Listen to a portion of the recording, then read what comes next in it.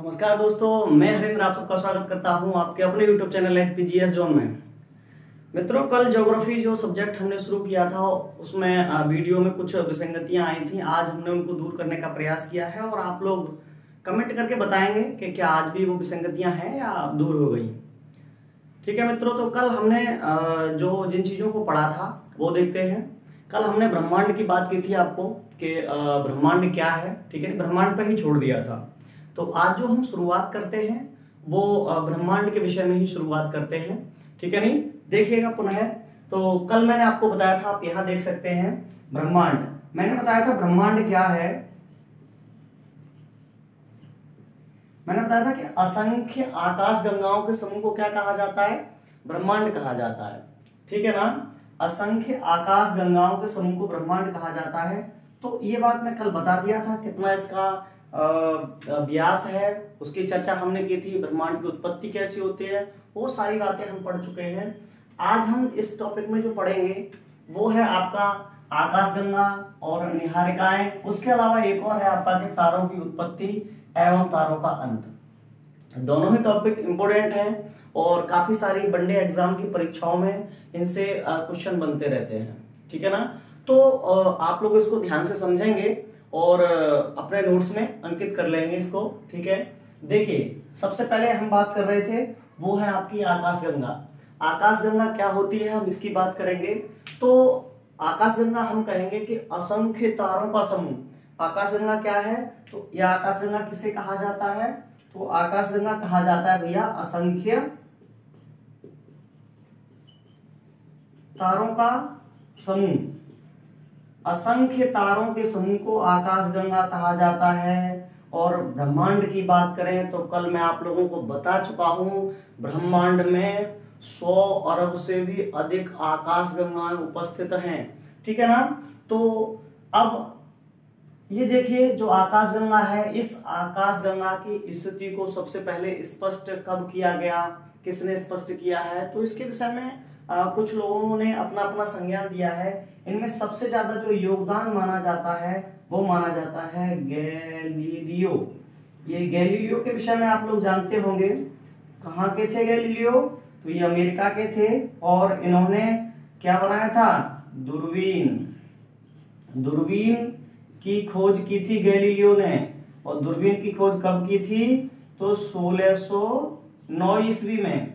1609 ईस्वी में गैलीलियो के द्वारा जब दूरबीन की खोज की गई, ठीक है नहीं, तब जाके हमारी आकाशगंगा की जो स्थिति है वो स्पष्ट हो पाई थी।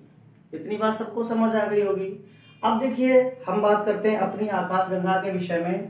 तो हमारी जो आकाशगंगा है उसका नाम क्या है? तो उसके नामों को मैंने लिख दिया है यहाँ पहले से ही, आप लोग देख पा रहे हैं कि हमारी आकाशगंगा को मंदाकिनी कहा जाता है, हमारी आकाशगंगा को नागवीथी कहा जाता है, इसका एक और नाम है वो है आपका हरिताली, और इसको सुर नदी भी कहा जाता है। ये सुर नदी है, कोई गलती से भी इसको असुर नदी ना लिख ले।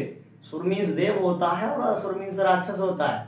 ठीक है ना, तो ये सुर नदी भी इसको कहा जाता है, स्वर्ग नदी भी इसको कह देते हैं। तो कई एक जगह इसके अलग अलग नाम हैं, इनमें से मैंने आपको कुछ लिख दिए हैं। ये कभी कभी एग्जाम में पूछ लिए जाते हैं, आ जाते हैं। ठीक है, अब देखिए अगर हम आकृति की बात करें तो आप लोग देख पा रहे हैं कि जो हमारी आकाशगंगा है इसकी आकृति कैसी है। तो मैंने आपको पहले से ये चित्र बना के रखा हुआ है, आप लोग देख पा रहे होंगे। ये है, इस तरह से है हमारी आकाशगंगा। ठीक है नहीं, तो हमारी आकाशगंगा इसको बोलते हैं कि कैसी है आकृति। एग्जाम में कई बार जो क्वेश्चन आता है ना वो ये पूछा जाता है कि आकाशगंगा की आकृति कैसी है। तो आप लोग देख पा रहे हैं इस आकृति को कहते हैं सर्पिल। ये क्या आकृति है भाई? तो ये आकृति जो है इसको क्या बोलते हैं? सर्पिल आकृति है। और सर्पिल कितना परसेंट है कभी कभी आ जाता है, तो ये 80% तक सर्पिल है। क्लियर हो गया होगा, ये 80% तक सर्पिल है। और देखिए अगर इसकी और बात करें तो आप लोग देख पा रहे हैं, मैंने आपको ये इस तरह से ये सर्पिल आकृतियां बनाई हुई हैं। इस पे इसका जो केंद्र है आकाशगंगा का, इसको क्या कहा जाता है? तो इसके केंद्र को कहा जाता है बल्ज। आकाशगंगा के केंद्र को क्या कहा जाता है? तो बल्ज कहा जाता है। और बल्ज में ही ब्लैक होल होता है। बात समझ में आई? बल्ज में क्या होता है भाई? ब्लैक होल होता है बल्ज में। और इसके अलावा देखो इसमें कई एक शाखाएं हैं, उन शाखाओं में से कभी पूछा जाता है कि भाई सूर्य क्या है? सूर्य हमारा तारा है और ये हमारी आकाशगंगा में तो स्थित है। तो हमारी आकाशगंगा में कहाँ स्थित है ये? तो देखो ये केंद्र है, इस केंद्र से ये वाला जो मैंने बनाया है ये यहाँ पे, ठीक है नहीं? मतलब हम कहेंगे कि केंद्र से काफी दूर जाके, केंद्र से काफी दूर जाके, या ये कह सकते हैं कि आकाशगंगा की परिधि की तरफ जो है वो हमारा सूर्य और सौरमंडल स्थित है। ठीक है, आप देख पा रहे हैं। और इसको क्या कहा जाता है? तो इस वाली जो जहां हमारा सूर्य स्थित है उस जगह को कहा जाता है ओरियन या शिकारी। और इसको आप अभी जब तारामंडल पढ़ाऊंगा तब भी बताऊंगा कि जो ओरियन या शिकारी है ये तारामंडल का नाम भी है, ये पूरा एक तारामंडल है। ठीक है ना? अरे मैंने अभी आपको स्पष्ट किया था, बताया था कि जो आकाशगंगा क्या है? आकाशगंगा तारों का एक समूह है। और जब आकाशगंगा तारों का समूह है तो आप लोग समझ पा रहे होंगे कि उसमें ढेर सारे तारे होते होंगे, और जब तारे होंगे तो तारामंडल भी बनाएंगे। ठीक है ना? अब इसमें आप एक और बात कभी कभी पूछ लिया जाए कि आकाशगंगा में जो तारे होते हैं, आकाशगंगा में जो तारे हैं वो घनी मात्रा में कहां पर होते हैं और विरल मात्रा में कहां पर होते हैं? आप इसको सघन और विरल भी कह सकते हो। तो देखो केंद्र में गुरुत्वाकर्षण अधिक होता है, और अधिक गुरुत्वाकर्षण होने से ये जो तारे हैं वो केंद्र में अधिक मात्रा में होते हैं और ज्यादा पास पास होते हैं, और बाहर की ओर क्या होते हैं? तारे दूर दूर होते हैं। ठीक है ना? तो इन बातों को भी याद रखना है आपको। अगला देखिए, अगली हम बात कर रहे थे आकृति की, बात हो गई कैसी है? ये सर्कल है। ठीक है ना? और मैंने ये भी बताया कि इसको स्पष्ट किसने किया है। इसके अलावा एक व्यक्ति की और बात कर लेते हैं जिन्होंने आकाशगंगा के विषय में बातें की हैं। आपने सुना होगा एक व्यक्ति है अमेरिका के, उनका नाम है हब्बल। ठीक है नहीं? तो जो हब्बल हैं उन्होंने एक नियम प्रतिपादित किया है जो एग्जाम में कई बार आ जाता है। और हब्बल ने जिस नियम को दिया है, इनका पूरा नाम था एडविन हब्बल, जो कहां के थे? अमेरिका। एडविन हब्बल अमेरिका के थे, और इन्होंने एक नियम दिया है जिसको बोला जाता है परिसरण नियम। जो परिसरण नियम है वो एडविन हब्बल द्वारा दिया गया है। अब ये परिसरण क्या है? तो परिसरण का मतलब है फैलना, विस्तरित होना। ठीक है नहीं? इन्होंने कहा था अपने नियम में, और ये नियम जो दिया है वो 1925 में दिया था, परिसरण नियम। बात समझ में आई? परिसरण नियम का मतलब होता है चीजों का फैलना। मतलब इस नियम में ये कहा गया, एडविन हब्बल ने कहा कि जो आकाशगंगाएं हैं वो एक दूसरे से दूर जा रही हैं, मतलब ब्रह्मांड का विस्तार हो रहा है तो एक दूसरे से दूर जा रही हैं। बात क्लियर हुई? इसी नियम को परिसरण नियम कहा जाता है, जो कई एक बार आपका एग्जाम में आ जाता है। ठीक है भैया? अब चलिए इसके बाद हम जो बात कर लेते हैं वो हमारे जो आकाशगंगा की एक पड़ोसी आकाशगंगा भी है ना? हमारे आकाशगंगा की एक पड़ोसी आकाशगंगा भी है। और अगर हम इस पड़ोसी आकाशगंगा की बात करते हैं तो उसका नाम क्या है? तो मैं इसको हटा देता हूं, फिर आप जो यहां से देखेंगे।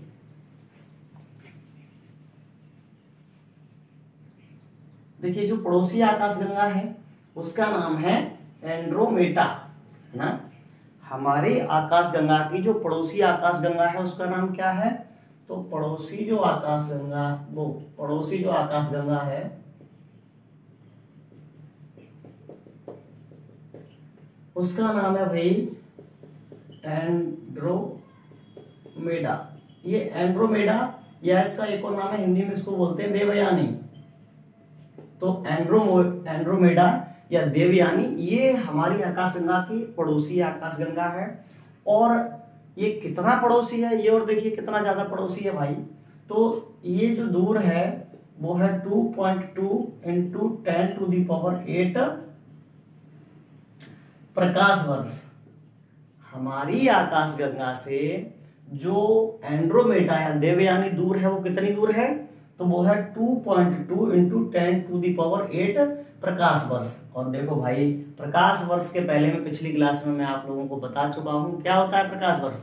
तो सूर्य के प्रकाश द्वारा एक वर्ष में तय की गई दूरी को क्या कहते हैं, प्रकाश वर्ष कहते हैं, जिसका मान कितना होता है 9.46 इंटू 10⁻12 किलोमीटर।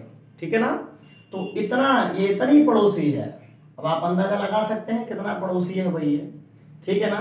तो इससे कई एक बार इससे भी क्वेश्चन बना है, कई एक बार इसको भी पूछ लिया जाता है, तो ध्यान रखेंगे आप लोग। ठीक है।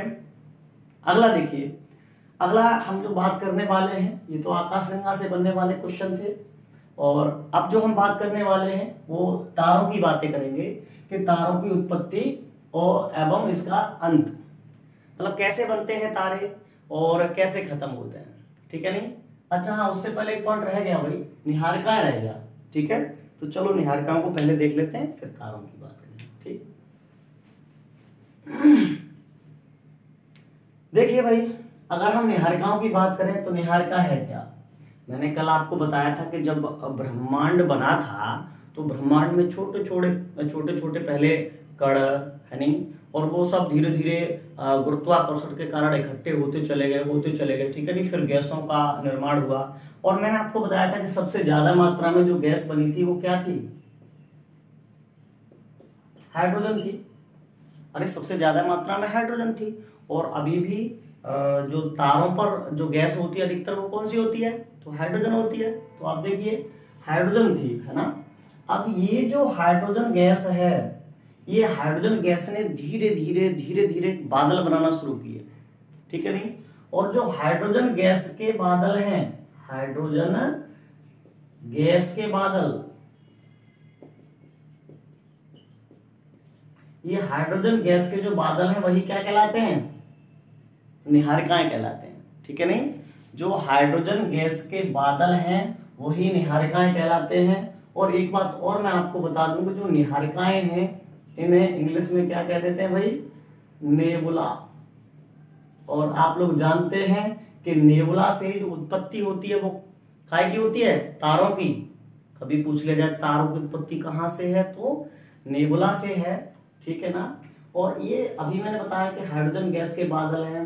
तो हाइड्रोजन क्या करती है, जैसे जैसे संघनित उसका जो विस्तार है वो कम होता जाता है, क्षेत्र कम होता जाता है, हम ये कहेंगे कि वो एक तरह से इकट्ठी हो जाती है। आप ऐसे समझिए, जब वो इकट्ठी हो जाती है तो इकट्ठी होने के बाद वो किस में बदलती रहती है, तो हाइड्रोजन जो बदलती है वो बदलती है हीलियम में। किस में बदल जाती रहती है, हीलियम में बदलती रहती है। और यही प्रक्रिया आपकी नाभिकीय संलयन कहलाती है, जो तारों को ऊर्जा और प्रकाश दोनों प्रदान करती है। ठीक है ना। तो हाइड्रोजन हीलियम में बदलती रहती है और धीरे धीरे फिर तारों का निर्माण होने लगता है। तो तारों का निर्माण नेबुला से होता है, मैंने बता दिया आपको ये कैसे था, क्या था। ठीक है ना। अगला, अब हम बात भी कर रहे थे तारों की उत्पत्ति की। तो देखिए भाई, तारों की उत्पत्ति मैंने बताई कहाँ से होती है, कैसे होती है। ठीक है नहीं। और नेबुला से तारे बनते हैं। तारे बनने के बाद ये अलग अलग रंग के होते हैं। ऐसा नहीं कि कोई भी तारा है जो एक ही रंग का हो, है ना। तारे अलग अलग रंग के होते हैं और उन्हीं रंगों के अनुसार उनका प्रकाश होता है।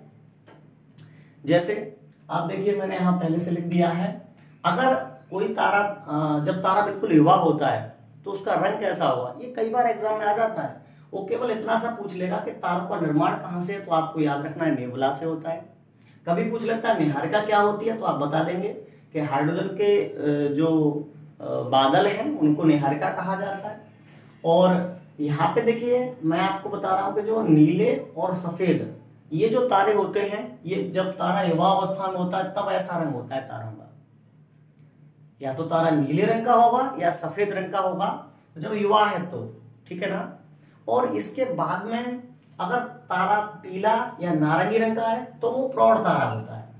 प्रौढ़ अवस्था में जब तारा जाता है मतलब युवा के बाद की अवस्था प्रौढ़ अवस्था होती है। ठीक है नहीं। इसके बाद बात करें जो वृद्ध तारे हैं उनको क्या कहा जाता है, तो वृद्ध तारों को आप लोग जानते हैं कि लाल तारे होते हैं वृद्ध वाले, या जिन तारों पर प्रकाश और ऊर्जा समाप्त हो जाती है वो तारे कैसे हो जाते हैं, लाल हो जाते हैं, ठीक है नहीं।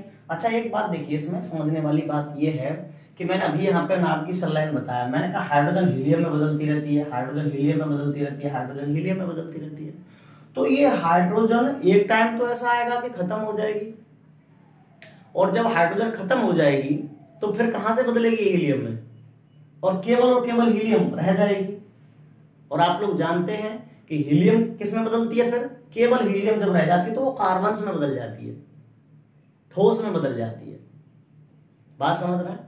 तो जब वो ठोस में बदल जाती है तो उसका रंग कैसा हो जाता है, फिर वो लाल रंग का दिखाई देने लगता है, मतलब उस पर ऊर्जा खत्म हो जाती है, ठीक है। तो तब जाके तारा कैसा हो जाता है, लाल हो जाता है। और जब तारे लाल हो जाते हैं तो उन्हें क्या कह दिया जाता है, लाल दानव। कभी पूछ लिया जाए कि लाल दानव क्या है, इसमें से कई क्वेश्चन आ जाते हैं कि लाल दानव बताइए, सुपरनोवा बताइए क्या होता है, ठीक है नहीं, तो आप बता पाएंगे आसानी से। लाल दानव क्या है, तो तारे की अंतिम अवस्था, तारे की जो अंतिम अवस्था है वो क्या कहलाती है, लाल दानव कहलाती है ना। अगला देखो, मैं आपको इसमें एक और चीज बता देता हूं कि तारे जब नष्ट होते हैं तो दो तरीके से होते हैं, ठीक है ना। और क्या क्या तरीका है उसका समझिए आप लोग। तो देखिए, सबसे पहले मैंने यहाँ पे एक ये कुछ लिखा हुआ है, आप लोग देख पा रहे होंगे, ये जो मान है 1.44 है ना, ये 1.44 आपने एक व्यक्ति का नाम सुना होगा, चंद्रशेखर, है ना, आप लोगों ने सुना होगा चंद्रशेखर सीमा, चंद्रशेखर सीमा सुना होगा। ये चंद्रशेखर सीमा का मान है 1.44। अब ये है क्या, वो भी समझिए। तो देखो, ये जो 1.44 है ये द्रव्यमान है और गुना में है, मतलब हम ये कहेंगे कि ऐसे तारे जो सूर्य से छोटे हैं, ऐसे तारे जो किससे छोटे हैं, सूर्य से छोटे हैं, वे जब उनकी जब ऊर्जा खत्म हो जाती है तो वो लाल दानव के बाद क्या बनते हैं, श्वेत वामन बनते हैं, है ना, जिनको व्हाइट ड्वार्फ भी कह दिया जाता है, श्वेत वामन बनते हैं। और श्वेत वामन फिर क्या, ये लाल दानव के बाद श्वेत वामन बनेगा, और श्वेत वामन के बाद फिर क्या बनेगा, काला वामन, और काला वामन के बाद वो नष्ट हो जाता है। ये कौन से तारे थे, ये तारे थे जो सूर्य से छोटे हैं, है ना। अब दूसरा देखिए, दूसरा पॉइंट है कि अगर तारा बाई चांस सूर्य से बड़ा है, समझ रहे कि नहीं, तो सूर्य से अगर तारा बड़ा है, ये मैंने लिखा है, तो तारा किससे बड़ा हो, सूर्य से बड़ा है, लेकिन सूर्य से कितना, तब यहां पे हम देखेंगे कि सूर्य के द्रव्यमान से 1.44 गुना या इससे अधिक हो। तो ऐसे तारे जब नष्ट होते हैं तो वो लाल दानव के बाद किसमें बदलते हैं, सुपरनोवा में। एक उनमें विस्फोट होता है जिसको बोलते हैं सुपरनोवा विस्फोट, ठीक है नहीं। और सुपरनोवा विस्फोट के बाद फिर वो छोटे विस्फोट के बाद टुकड़े हो जाएंगे। तो जो छोटे छोटे टुकड़े हैं विस्फोट के बाद, उनको क्या कहा जाता है, न्यूट्रॉन्स तारे।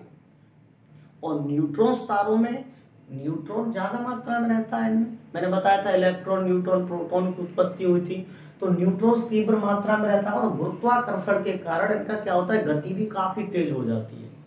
और इस तेज गति के कारण वो किस में तब्दील हो जाते हैं, ब्लैक होल में। और ब्लैक होल को आप लोग जानते हैं और क्या कह दिया जाता है, तो इसको कृष्ण विवर भी कह देते हैं। कई एक जगह ब्लैक होल का नाम क्या मिल जाएगा आप लोगों को, कृष्ण विवर भी मिल जाएगा, ठीक है नहीं। ये ब्लैक होल ही वो जगह है जहां प्रकाश भी, ये प्रकाश को भी अवशोषित कर लेता है, प्रकाश भी यहाँ जाके बिल्कुल जीरो हो जाता है, कोई मतलब नहीं रह जाता प्रकाश का यहाँ पे, ठीक है नहीं, ब्लैक होल्स में। तो इस तरह से ये तारे क्या करते हैं, बदलते रहते हैं, ठीक है नहीं। और तारों के बाद में फिर हम बात करते हैं तारामंडल की। तो एक और बात बस, तारामंडल और आप पढ़ेंगे इसमें थोड़ा सा। तो देखिए, अगर हम बात करें तारामंडल की, ठीक है, तो तारामंडल क्या होता है, तो हम कहेंगे इसको, ये तारों का समूह है। तारामंडल किसे कहते हैं, तो तारों के समूह को, तारों के समूह को क्या कहा जाता है? तारामंडल कहा जाता है। ठीक है नहीं? अब हमें केवल अपनी आकाशगंगा के तारों से मतलब है, ऐसा नहीं। तारों की अगर बात करें तो जब इतनी आकाशगंगाएं हैं, आकाशगंगाओं में ढेर सारे तारे होते हैं, तो जाहिर सी बात है बहुत से तारामंडल भी होंगे, है ना। लेकिन हमें अगर आकाशगंगा की बात करें तो आकाशगंगा में जो तारामंडल है, आकाशगंगा में तारामंडलों की जो संख्या है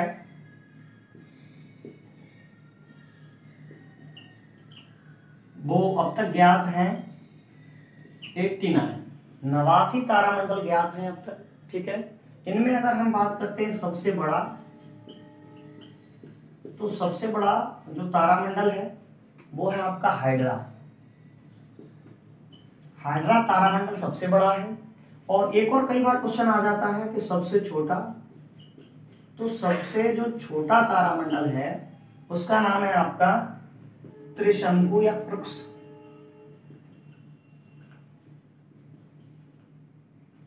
क्रक्स ये सबसे छोटा है ना। कुछ अन्य तारामंडलों के अगर नाम देखें तो देखो, यहां से आपने सुना होगा पुलस्त, ये एक हमारे ऋषि रहे हैं। अत्रि, ये भी एक ऋषि रहे हैं। इसके अलावा ओरियन, जिसमें सूर्य है भाई, मैंने बताया था ओरियन, या इसको हिंदी में क्या बोल देते हैं, शिकारी। ओरियन या शिकारी जो एक तारामंडल है, और इसी में क्या है हमारा सूर्य है। तो पुलस्त हो गया, अत्रि हो गया, ओरियन हो गया, और आपका सप्तऋषि हो गया। बहुत प्रसिद्ध है सप्तऋषि तारामंडल। सप्तऋषि है, मृग है, ठीक है ना। तो ये कुछ प्रमुख तारामंडल हैं, और सबसे बड़ा छोटा मैंने आपको बता ही दिया है। तो इनसे ये कुछ क्वेश्चन आते हैं, ठीक है नहीं। इसके बाद जो अगली क्लास होगी आपकी वो कल होगी, और मुझे उम्मीद है कि आप लोगों को क्लासें पसंद आ रही होंगी। अगर क्लासें आपको ठीक लगती हैं तो आप शेयर करें इनको, आप सब्सक्राइब करें चैनल को, आप इनको लाइक करें। ठीक है, बाकी फिर कल मिलते हैं। तो पढ़ो पढ़ाओ, लाइव बनाओ, HP GS जोन। धन्यवाद।